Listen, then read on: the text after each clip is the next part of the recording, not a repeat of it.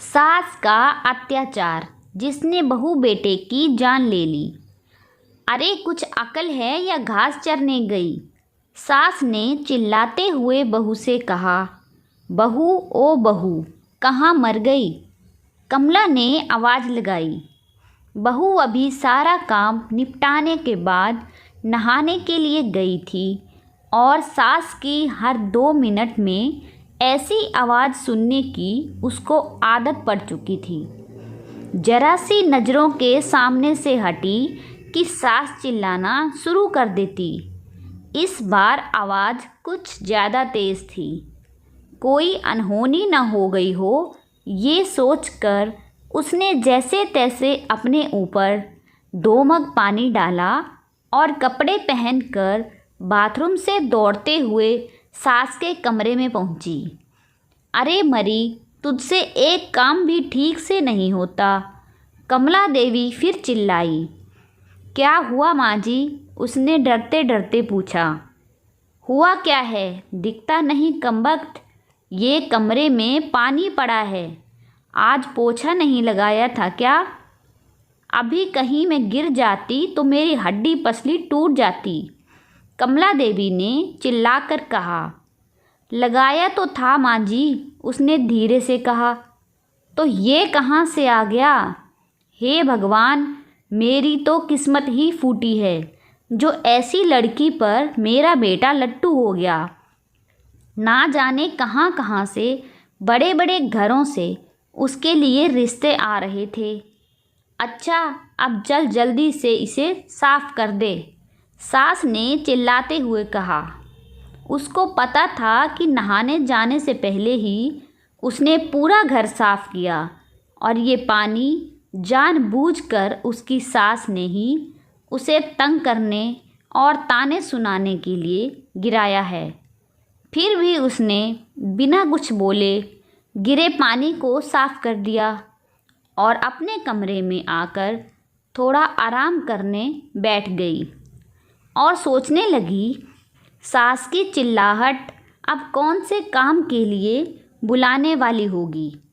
उसके लिए ये कोई आज की बात नहीं थी।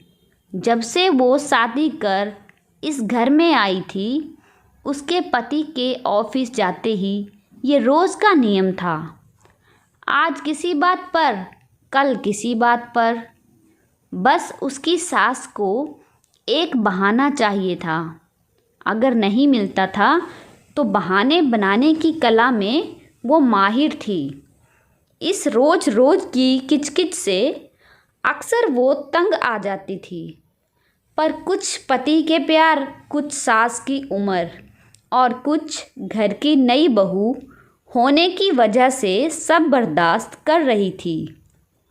उसको यह भी याद नहीं कि कब उसके अपने घर में उसकी माँ या पिता ने कभी उससे ऐसे सुर में बात की। अपने कॉलेज और स्कूल के समय में वो बिंदास लड़कियों में से एक थी, पर आज अपने ही खिलाफ हो रहे अन्याय को चुपचाप सह रही थी। सोचती थी, क्या यही शादी के मायने होते हैं, जब एक लड़की को अपने स्वाभिमान और सम्मान को एक नए परिवार की सूली पर चढ़ा देना पड़ता है। शाम को पति के आने पर बहुत सारी बातें कहने का मन होता था। 1-2 बार कही भी थी, पर एक तो थके होने से वो इस पर ज़्यादा ध्यान नहीं देते थे और फिर अपनी माँ के खिलाफ वो एक भी शब्द नहीं सुन सकते। उनकी माँ भी अपने बेटे के सामने उससे बड़े दिखावे के साथ बात करती थी। कमला देवी को सबसे ज़्यादा तकलीफ़ तो उसकी शादी में मिले दहेज से थी, जबकि उसके माता पिता ने अपनी हैसियत से बढ़कर उसकी शादी में खर्चा किया। कमला देवी ने कभी भी उसे एक नौकरानी से ज़्यादा नहीं समझा। कुछ ऐसे ही ज़िंदगी कट रही थी। उसकी रोज़ कोई नया बखेड़ा होता था और वो रोज़ शांतिपूर्वक उन्हें संभालने की कोशिश करते हुए सोचती थी कि जल्दी ही उसे अपने पति और सास के साथ बैठकर शांति से इसका हल निकालना पड़ेगा, पर उसे समय नहीं मिल पा रहा था। एक दिन वो रोज़ की तरह सुबह झाड़ू लगा रही थी जब कमला देवी अपने बिस्तर से किनारे बैठी स्वेटर बुन रही थी।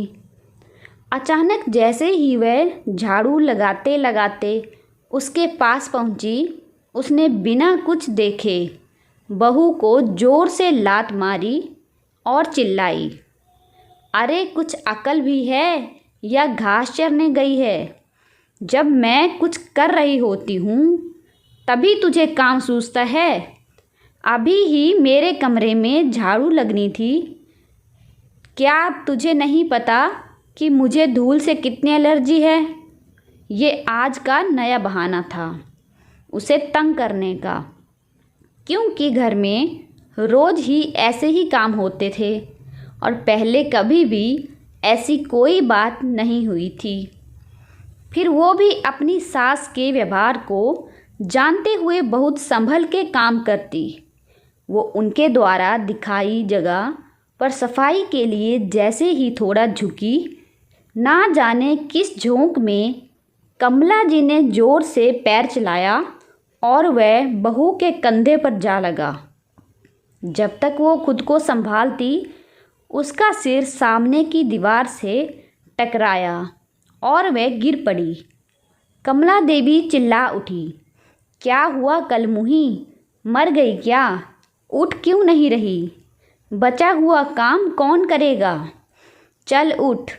वो उनकी कुछ बातें सुन तो रही थी, पर समझ में कुछ नहीं आ रहा था और बड़ी हिम्मत करके जैसे तैसे वो उठने की कोशिश कर ही रही थी कि कमला देवी ने फिर ठोकर मार दी और सिर दोबारा दीवार से टकरा गया। इस बार बहू बेहोश हो गई थी। सास बड़बड़ाते हुए उसे कोसती रही। जब नहीं उठी तो कमला देवी के हाथ पांव फूलने लगे और उसने तुरंत अपने बेटे को घर आने के लिए फ़ोन किया। पति उसे तुरंत हॉस्पिटल ले गया तो कमला देवी भी साथ आई और एडमिशन कराने के समय भी बड़बड़ाए जा रही थी। सब पता है इसके त्रिया चरित्र का, सब मुझे तंग करने के नाटक हैं। यूं तो उसका बेटा काफ़ी दिनों से घर में जो चल रहा था सब देख और समझ रहा था, पर आज माँ के ऐसे व्यंग्य देखकर कुछ ज़्यादा ही परेशान हो गया। लेकिन इस समय उसे अपनी पत्नी की जान बचाने की पड़ी थी। डॉक्टर की तमाम कोशिशों के बावजूद सिर के अंदर कोई नस फट जाने से पहले तो वो कुछ दिन कोमा में रही और अगले एक ही सप्ताह में उसने दुनिया छोड़ दी। वक्त के साथ साथ बातें कहाँ छुपती हैं। धीरे धीरे पड़ोसियों की जुबान पर उसके प्रति कमला देवी के बुरे बर्ताव की बातें सामने आने लगी, जिसमें कमला देवी के बेटे का भी नाम आ जाता था। तो उनसे तंग आकर एक दिन कमला देवी के इकलौते बेटे ने पंखे से लटक कर सुसाइड कर लिया।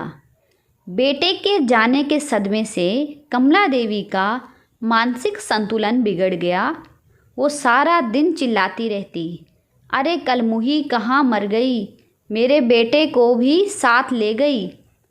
चल जल्दी आजा बहू, घर बहुत गंदा पड़ा है। फिर रोते रोते कहती, बहुत अच्छी बहू थी। यही सब चलता रहता था। बाद में पड़ोसियों ने उसे पागल खाने में भर्ती करवा दिया। वीडियो अच्छा लगा हो तो लाइक शेयर करें और प्लीज़ मेरे चैनल को सब्सक्राइब करें।